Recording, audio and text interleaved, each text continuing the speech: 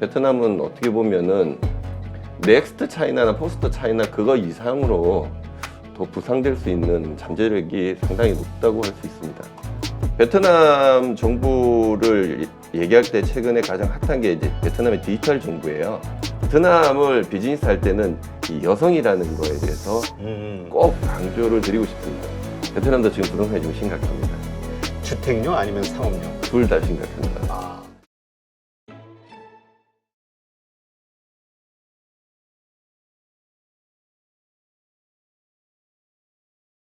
오늘 모신 분은 베트남에서 8년째 핑거비나 대표로 계시는 이정훈 대표 모셨습니다. 안녕하세요. 안녕하세요. 네. 초대해 주셔서 지금 감사합니다. 네, 또 이번에 새로 나온 책이 챗GPT도 알려주지 않는 베트남 비즈니스 2030 네. 책을 쓰셨죠. 지금 우리가 요새 그 중국을 대체하는 시장으로 인도냐, 뭐 베트남이냐 여러 네. 가지 이야기들 화제가 되고 있죠. 근데 네. 최근에 바이든 대통령이 또 베트남을 방문하면서 요즘은 또 베트남 쪽으로 뭔가 좀 분위기가 쏠리는 것 같아요. 네. 베트남으로 분위기가 쏠렸다기보다 뭐 제 개인적인 의견이지만 베트남 정부의 노력이지 않을까. 이제 6월 23일 날 우리나라 이제 윤석열 대통령하고 이제 한 200명 이상의 경제사절단이 베트남을 방문을 했어요. 7월 이후에 우리나라의 그 외국인 투자 자본이라고 베트남에 있습니다. 그 외국인 투자 자본에서 한국 기업의 투자 금액이 많이 올라갔어요. 이번에 이제 9월 달에 미국의 바이든 대통령이 이제 하노이를 9월 10일 날 방문을 했어요. 근데 방문 전에 이미 미국의 글로벌 기업들이 베트남을 다 방문을 했고, 바이든 대통령을 통해 가지고 베트남을 좀 관계를 좀 더 격상시키는 형태의 양국 간의 관계가 호전되면은 아무래도 이제 베트남 내에 이제 미국 자본이 들어오니까 베트남의 어떤 경제적인 활성화에 굉장히 많은 기여를 하게 될 것 같습니다.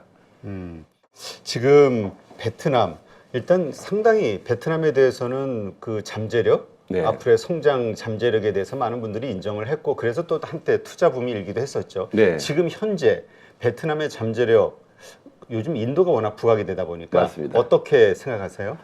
뭐 인도나 인도네시아가 부각되는 거는 어떻게 보면 인구에 가장 기반을 두고 있는 것 같아요. 근데 이제 베트남이 이제 포스트 차이나 또는 넥스트 차이나로 얘기할 수 있는 부분이 중국하고 국경을 이제 맞닿게 있어요. 육로도 있고 해상도 있고. 그리고 실질적으로 지금 2023년 4월 이후에 베트남 인구도 1억이 넘었거든요. 그리고 일단 베트남의 가장 큰 지탱이 될 수 있는 20, 30대들이 그러니까 우리가 인구에 대한 황금기라고 하는데 그 인구의 황금기인 20, 30대 노동 인력이 전체 인구의 한 50%를 차지합니다. 아 맞아. 계속 베트남 경제 얘기하면 호리병 구조 뭐 네, 그런 그렇죠. 얘기하죠. 네. 젊은 층이 이렇게 볼록 나와 있다고. 네. 근데 그런 친구들이 이제 어떻게 보면 우리나라하고 좀 비슷하게 부모님들의 헌신적인 노력하에 높은 교육률을 통해 가지고 외국에 대한 문물도 수입을 잘 받아들였고 그 교육률도 많이 뛰어나다 보니까 기본적으로 근면하고 성실하고 그리고 나름대로의 어떤 유교적인 우리나라하고 좀 유사합니다. 그런 형태를 띠고 있다 보니까 실질적으로 어떻게 보면 국가 경쟁력도 그렇지만은 이게 외국에서 베트남을 바라볼 때 뭔가 이렇게 역동적인 걸 많이 느끼게 됩니다. 가게 되면. 그러니까 실질적으로 베트남의 경제에 가장 기반이 되고 있는 어떤 이렇게 외국인 투자 자본들이 지금 앞다투어 이제 중국을 대신해서 베트남을 선택하고 있고 베트남은 또 내국에 있는 20, 30대 젊은 친구들과 또 이번에 코로나를 통해 가지고 정부가 국민들한테 얼마만큼 큰 신뢰를 제공했는지 느낄 수 있습니다. 여러 가지 면에서 베트남은 어떻게 보면은 넥스트 차이나나 포스트 차이나 그거 이상으로 더 부상될 수 있는 잠재력이 상당히 높다고 할 수 있습니다. 네. 그 2년 전쯤 우리 방송 출연하셨을 네, 때 그때는 이제 그렇습니다. 코로나 때문에 베트남도 공산국가다 보니까 네. 아주 엄격하게 통제를 하고 있다. 네. 그때 우리 기억으로는 그래서 민족 감정도 좀 생겼던 것 같아요. 우리 맞습니다. 한인 여기서 저 입국을 다 불허하고 해서 네. 지금 어떻습니까? 코로나 관련해서는? 제가 이번 책도 코로나라는 이제 베트남 내에서 3년이라고 얘기를 보통 하는데 이 코로나 3년의 베트남은 코로나 전의 비즈니스 모델과 코로나 이후의 비즈니스 모델이 되게 많은 변화가 생겼습니다. 아, 그래요? 이번 책의 주제도 대부분의 그 코로나 전의 어떤 비즈니스는 실질적으로 모든 게 이제 대면에 의해서 많은 형태의 오프라인 중심의 비즈니스였다면은 코로나를 통해 가지고 봉쇄령을 굉장히 강력하게 했거든요. 그 봉쇄령이 너무 강력하다 보니까 베트남 내에서 뭔가 사업을 하거나 아니면 이제 자영업자들, 소상공인들이 실질적으로 수입은 없고 지출만 생기다 보니까 되게 힘들었어요. 힘들다 보니까 이제 베트남을 떠나는 분들이 우리나라 포함해가지고 전 세계 아마 베트남에 입주했던 분들은 다 떠났을 거라고 생각이 됩니다. 근데 이 코로나가 베트남에서 비대면이 이제 일상화되고 아까 같이 규제가 되어 있던 모든 것들이 어쩔 수 완화가 될 수밖에 없는 구조가 되다 보니까 실질적으로 비대면 온라인 쪽에 스타트업들이 굉장히 많이 활성화되면서 현재는 어떻게 보면 이런 스타트업이 활성화되고 글로벌 내에 이런 스타트업들한테 투자가 많이 이제 전개가 되면서 어떻게 보면은 과거의 코로나 전에 베트남이 성장률이 상당히 높았는데 지금의 베트남의 경제 성장률이 아마 더 좀 긍정적으로 더 좋아지고 있다. 예. 사실 요새 그 뭐지 빈페스트 전기차 그게 이제 미국 그 시장에 상장이 되면서 네. GM 시총을 뛰어넘었다 해가지고 예, 맞습니다. 막 그게 화제가 됐던 적이 있었는데 네. 하여튼 그 성장성에 대해서 인정을 해준 거겠죠 미국 시장에서도. 잠재성에 대해서 인정을 한 거죠. 이제 빈페스터 같은 경우는 실질적으로 이제 베트남 내 삼성 또는 이제 베트남 내 현대라고 얘기합니다. 이미 자국 내에서 부동산으로 굉장히 큰 기업이고 한때는 이제 스마트폰도 만들었고 이제 이번에는 이제 자동차를 만들어서 미국의 나스닥에 8월 15일 날 상장을 했습니다.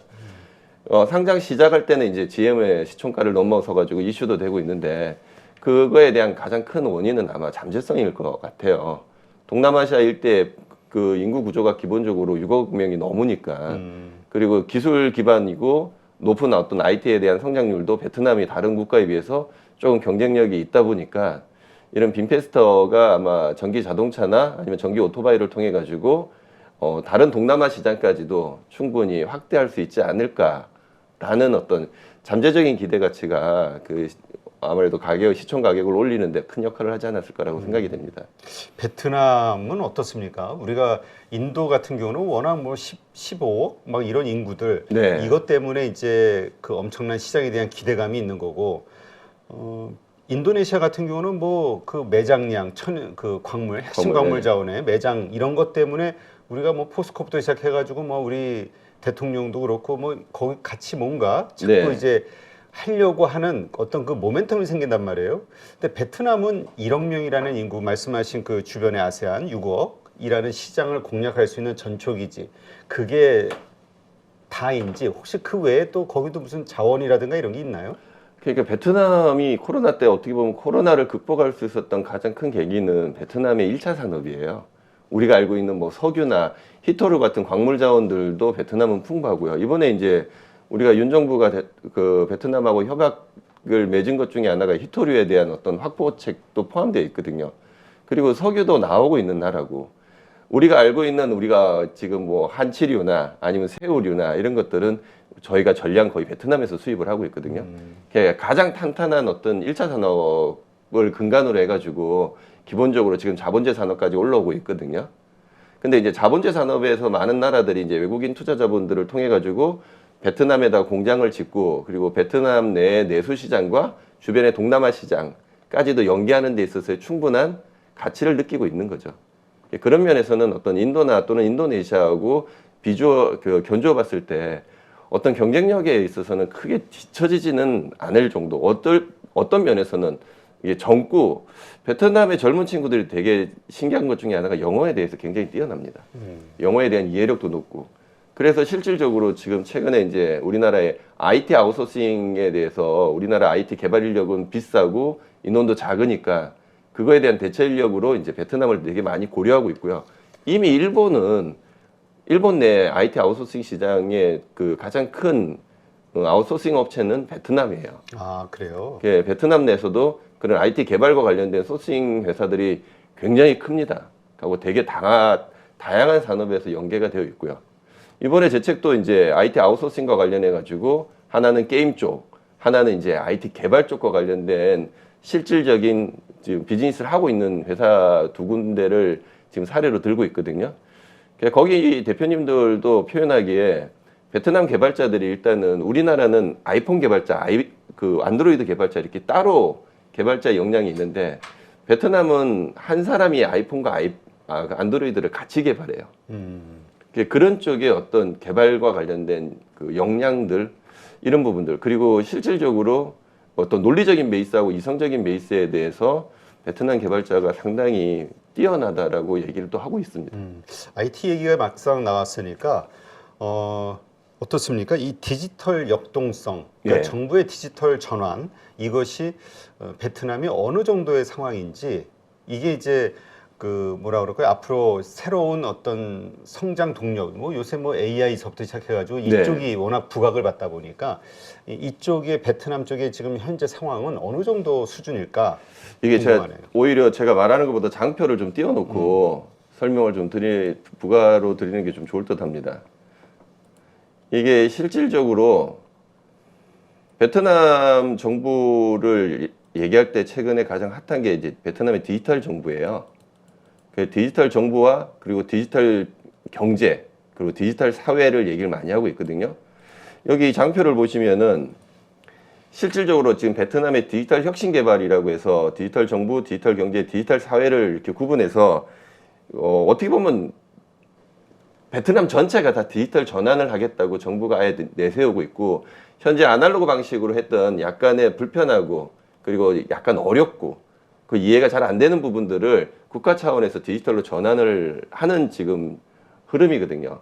근데 이게 지금 이미 2020년부터 베트남 정부가 디지털 전환을 얘기하고 있고 그 전환의 가장 근간이 되고 있는 게 실질적으로 보면은 디지털 전환을 위한 기업들이에요.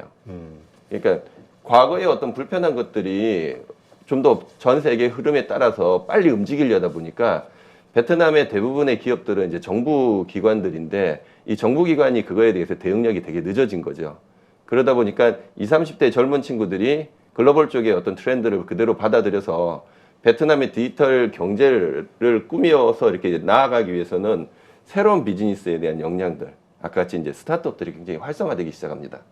그래서 배달앱이나 아니면 공유 차량 서비스나 원격 의료나 핀테크나 아니면 에듀테크나 이런 어떻게 보면 우리나라에서 규제 산업일 수도 있는 것들이 제법 있습니다. 그런 모든 것들이 지금 베트남 내에서는 규제가 완화됐거나 아니면 샌드박스를 통해 가지고 굉장히 많은 기업들이 활성화되고 있습니다. 그렇다면 지금 어쨌든 IT에 대한 수요가 자체적으로도 많은 거 아니에요? 네, 거기다 그렇습니다. 이제 또 아웃소싱 한다는 거는 이제 해외의 네. 어떤 수주를 받아서 그쪽 일을 한다는 거니까 인력이 아까 말씀하셨듯이 뭐 안드로이드, 아이폰 네. 이 양쪽을 개발할 정도의 능력이 있다. 이거는 좋은데 수요는 어떻습니까? 인력이 그럼 왜냐면 또 인건비가 싸야 우리가 또 뭐라 그럴까 그쪽 시장을 활용하는 거잖아요. 일단 제 사례를 듣는 게 제일 더 편할 것 같습니다. 제가 이제 베트남 하노이에 법인을 두고 있었는데 어느 날 이제 우리나라 이제 S전자 쪽에 시스템 메모리를 큰 비용을 들여가지고 이제 확대한다는 발표가 있었습니다. 그 S전자의 파트너사가 그냥 삼성전자라고 해요. 그러니까 파트너사가 베트남 내에 이렇게 우리가 이제 실질적으로 반도체 설계를 하고 특히 시스템 메모리 반도체 설계를 하게 되면은 기획이나 분석 같은 핵심은 한국에서 개발자들이 하면 되는데 이게 개발 이후에 계속해서 이제 우리가 퍼블리싱이라고 하거든요. 그러니까 이게 에러가 생기면 안 되니까. 근데 그걸 한국에 있는 개발자한테 그걸 시키기에는 너무 비용이 비싼 거예요. 그래서 그거에 대한 대행할 수 있는 개발자가 어디 있었냐면은 대부분 다 중국, 대만 요런 쪽에 나라에 있었어요. 근데 거기에도 비용이 제법 크고 그리고 중국하고 또 관계가 별로 안 좋은 시기니까 제가 있는 하노이에 연락이 옵니다. 이 대표 저기 베트남에는 이런 디지털 개발 인력이 있어요? 라고 하는 게 다예요. 제가 그쪽 분야가 아니니까 솔직히 잘 모르겠습니다. 근데 이제 제가 하노이 공대 산학협력관하고 오늘 만나니까 제가 그분한테 하노이 쪽이나 호치민 쪽에 IT 인력이 어느 정도 나오는지는 제가 한번 물어볼 수 있습니다라고 그 하노이 공대 산학협력관한테 물어보니까 그분이 쉽게 말하더라고요. 한국의 인력의 한 10배는 나옵니다, 매년. 그러면 충분히 그 가격 경쟁력이 좀 쉽게 생각하면 우리가 같은 어떤 프로그램을 제작한다고 했을 때 한국에서 들어가는 돈이 100이라고 했을 때 인도가 얼마, 베트남이 얼마 이렇게 좀 이해할 수 있게 좀 대략적으로 설명해 주신다면. 지금 베트남은 과거에 우리나라하고 급여 차이는 한 10분의 1 정도밖에 10분의 1 정도 나거든요. 네. 개인 인당 급여 차이가. 그 GDP가 아직 5,000불도 안 되니까요. 근데 실질적으로 개발 쪽이 지금 우리나라가 워낙 개발 인력도 없고 주변 나라가 다 개발 인력이 없다 보니까 개발 공급 가격이 굉장히 많이 올랐어요. 그 현재는 베트남 아웃소싱 개발 공급 가격이 한국 대비 반 정도 합니다. 아, 50%. 그러니까 맥스 50% 조금 더 싸게 좀 디스카운트 한다면 40%까지 갑니다. 근데 인도나 최근에 이제 인도는 원래 과거부터 아웃소싱에 그렇죠. 대한 그건 워낙 아웃소싱 유명하니까, 강국이었죠. 예. 인도에 계신 기업들이 가끔 베트남 쪽에 아웃소싱을 의뢰하기도 합니다. 아, 그래요? 예. 그 정도로 생각하시면 되고 중국의 개발자들이 베트남 내 아웃소싱을 의뢰합니다. 아, 그러니까 중국과 인도에 비해서 베트남은 걔네들 기준으로 한 60%에서 70% 정도라고 보시면 될 듯합니다. 이게 근데 매년 베트남이 지금 인건비가 올라가고 있어가지고요. 인도나 중국의 어떤 개발자 수준까지 올라가는데 그렇게 오래 걸리지는 않을 것 같습니다. 그렇군요. 하여튼 이게 세계적으로 더군다나 좀 또 이 AI 반도체 나오면서 전체적으로 여러 가지 그 프로그램에 대한 개발에 대한 이슈가 있기 때문에 계속해서 이쪽 분야는 올라갈 수밖에 없을 것 같아요. 네, 그렇습니다. 베트남 내부에서도 그 지금 아까 같이 비대면으로 전개되고 온라인으로 전개되면서 개발자에 대한 이슈가 너무 많아졌어요. 과거에 오프라인은 사람을 중심으로 뭔가의 비즈니스의 프로세스를 정리했다면 베트남 정부가 디지털로 전환이 되면서 이게 사람보다는 어떤 시스템적인 것, 기술적인 것들을 지원받다 보니 거기에 관련되어 있는 개발 인력이 베트남 현지에서도 상당히 부족한 거는 사실입니다. 베트남에서의 이제 뭐 우리가 시장 공략, 비즈니스 어떤 기회를 보는 기업이나 개인들 입장에서 베트남을 정확히 이해하기 위해서 한 10가지 키워드를 알아야 된다. 네. 예, 책에 말씀하셨는데 한 서너 가지 정도만이라도 중요한 거 한번 설명을 해 주시죠. 이것도 제가 장표가 표현이 잘 돼 있어가지고요. 이게 10가지 정도를 그림으로 이렇게 키워드가 뭐 공산당 체제, 자존심, 실용주의, 뭐 가족 공동체, 도이모의 정책, 그러니까 베트남 보드카 이제 술이라는 거죠. 아, 끝장을 봐요? 예. 이거 베트남 술 얘기하면 제가 이제 코트라 아카데미에서 CEO 대상 그 강의를 하고 있는데 거기에서 질문이 많이 들어오는 것 중에 하나가 베트남은 술 못 먹으면 비즈니스 하기가 조금 불편합니다. 아, 그래요? 예. 그러니까 이게 우리나라가 옛날에 한 80년대 때 우리가 그 높으신 분들 찾아갈 때 종종을 가지고 갔거나 뭐 이런 기억이 있으신 분들이 있는데 지금 베트남에 어디 누굴 방문할 때 선물을 꼭 가져가거든요. 그 남자분을 방문할 때는 거의 대부분 술 아니면 담배를 가져가고 있고요. 여성분들한테 방문할 때는 이제 아무래도 이제 화장품이나 뭐 선크림 같은 그리고 아니면 우리 마스크팩이나 이런 미용품이나 미원 이런 걸 가져갑니다. 그 옛날에 우리나라 막 8, 90년대 경험이 있으신 분들은 다 비슷하다고 보실 수 있을 겁니다. 네. 그리고 공식적인 행사를 하면은 술이 빠지지 않습니다. 아니 그 뭐지? 우리 한국보다 더 센 것 같아요. 아니 왜냐면 서양 사람들은 한국이 정말 술을 많이 마시고 그러니까 끝까지 마시는 민족이라고 생각해가지고 안 돼. 한국에 대해 술 문화에 대해서 안 돼. 그럼 뭐 그러면 건배하면서 죽자 이러면서 하더라고. 저는 베트남에서 일단 술을 많이 마시니까 베트남에는 뭐 북쪽에서 남쪽까지 건배사가 모타이바 그거 뭐예요? 그게 뭐 하나 둘 셋인데요. 거의 건배사가 통일돼 있는데 거기 마지막에 이제 못잠 하거든요. 그게 뭐냐면 이제 터는 거거든요. 원샷인데 이 베트남이 약간 일본하고 비슷하게 첨잔 문화가 있어요. 그럼 제가 이 술을 먹다 조금 남기면 옆에 계신 분이 계속 따라줘요. 그래 놓고 건배할 때 못잠 하면서 다 같이 터는 거거든요. 우리 소위 원샷. 예, 원샷하고 똑같은데 이게 베트남 술 문화가 어떠냐 물어보면 공식적인 어떤 이제 당이나 뭐 이렇게 대학이나 이런 높은 분들하고 같이 술을 마시면 저는 한 번도 이겨본 적이 없습니다.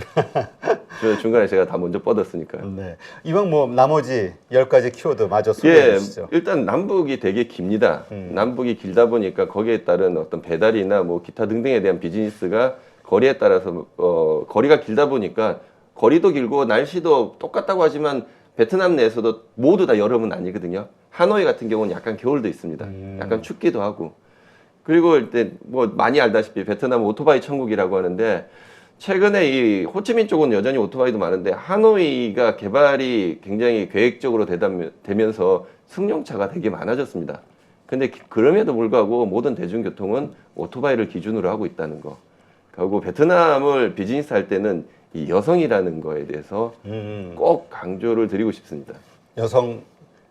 그러니까 남녀 평등이에요? 여성 상위예요? 베트남이 아직 전쟁에서 끝난 지 50년이 안 됐어요. 50년이 안 되면 보통은 아무래도 전쟁 끝나면 엄마 목소리가 제일 크잖아요. 엄마 목소리가 기준이 되고 엄마 목소리가 제일 크고 그러다 보니까 실질적으로 여성의 파워가 좀 센 편입니다.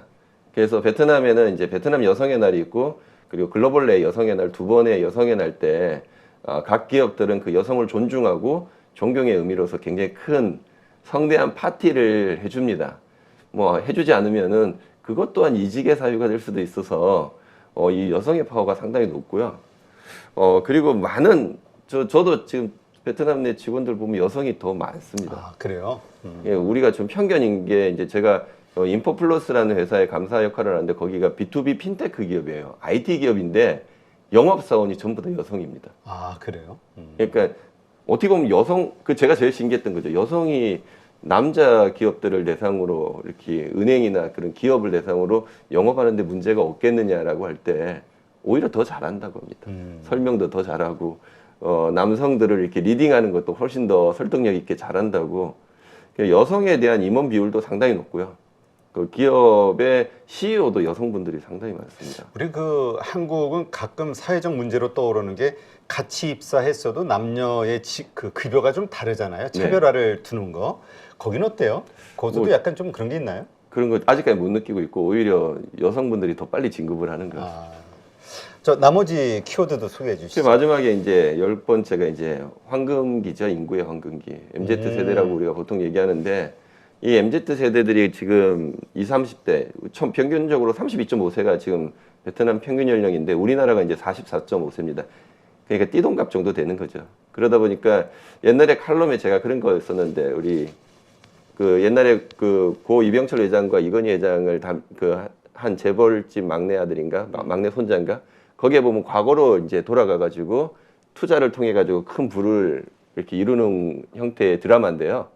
우리나라의 많은 CEO분들이 과거에 내가 10년 전으로 돌아가면 어떤 거 할 건가에 대해서 막연한 상상을 하셨던 분들이 있을 거예요. 베트남 비즈니스를 그렇게 생각하시더라고요.